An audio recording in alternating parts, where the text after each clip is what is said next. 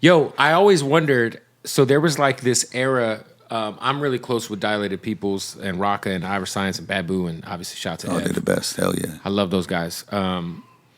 They really opened my world, my taste in a whole nother way to like digging into like different shit that I was into at the time. But I remember as a kid, there was the random, because you were close, like you were cool with Paul, obviously, right? You're cool with M. But then there's like this weird beef between like Dilated Peoples, Everlast, and Eminem. Did you ever try to like bring those guys together? Nah, it was weird, man. I think Everlast, from what I remember correctly, don't quote me here, but I think Everlast seen M on the elevator and M just didn't say nothing to him. But M's like, he didn't look the same. Right. M didn't realize that he didn't realize who he was, maybe. Right. And M was a fucking Everlast fan, from what I hear. So Everlast just, I don't know what happened. And he wrote some shit about him. Yeah, and then I remember there was like the Dilated shit, and then Evidence had a song called "Searching for Bobby Fischer." So I was just wondering because you were kind of like it felt like kind of like Switzerland. You might have, I didn't know if you tried to put a call in. Nah, I just figured all that y'all fucked up. Yeah, like, you're fucking with them. Like, good luck with that shit, man. Good you know luck. What I mean, like even why? But I don't even think I heard the Dilated song ever. Yeah, there was an Evidence song called "Searching for Bobby Fischer." That was. I don't think I heard that one. No, but I had a Napster hit. Yeah, so I brought Paul. I remember when I met Paul, I flew him out to L.A. to meet with me, and I had a barbecue to manage Cypress, and he came out here, and that's how I met Paul, because Theo was my lawyer, and I was like, yo, I need a new manager, bro.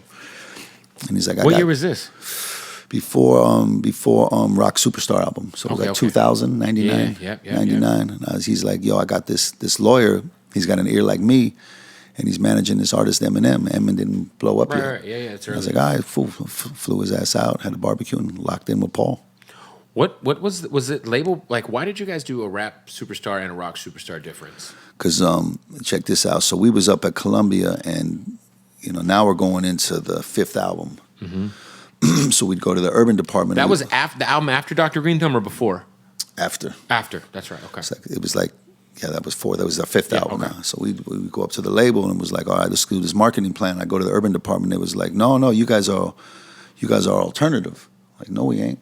So we go up to the next floor, and they was like, no, you guys are the urban department, and they didn't work together. And everybody's passing the buck. Nobody wanted to do their fucking job. And I was like, you fucking pieces of shit. Check this out. I'm gonna give you all a rock song and a rap song. So now, what's your fucking excuse? Now you can work one to each. You got one. So I did. We had a song called "Can't Get the Best of Me" and "Rap Superstar." And then I walked into the meeting with Donnie Einer, and he was like, "No, this is the single. We're not doing rock song. This is the single. I'm putting all the money behind this one." I was like, "Oh fuck, this ain't gonna work." So I went in the studio a couple of days later and did the remix for "Rock Superstar." Wow. Okay. And, yeah, because coming from the radio side, I've done radio my whole life, and like you said, there's some times where there'll be a record, like there was shout to I have a friend, Yellow Wolf, who had a song, and he put a song out through Shady called "Let's Roll," but Kid Rock was on the hook. So he ran into that issue where he was like a hip hop artist, but they're like, we don't know what to do with this. Because it's like hip hop inspired, but it's like we grew bigger than hip hop. We just became our own thing, For sure. We got so big and just harnessing that rock and roll energy, like I said, Public Enemy, LL, Run DMC, Beastie Boys, you know what I mean? And just coming from that DNA, from that side. And so that's why I was like, all right, here's something from both of y'all. But both of y'all can work, and nobody's can complain and point fingers, because the record before, they dropped the ball because nobody was working it, because nobody wanted to do their fucking job and pointing fingers. Right. So I was like, maybe this is the way around it. And plus, at that time, I was seeing all these whack motherfuckers that couldn't really rhyme, but they was rapping on rock shit where they sounded decent, and they was having these big careers. What year was that?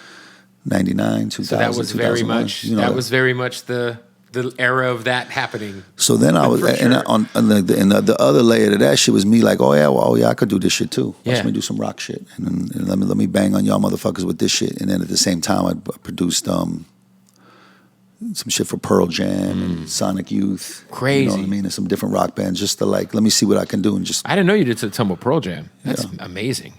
Shout out to Pearl Jam.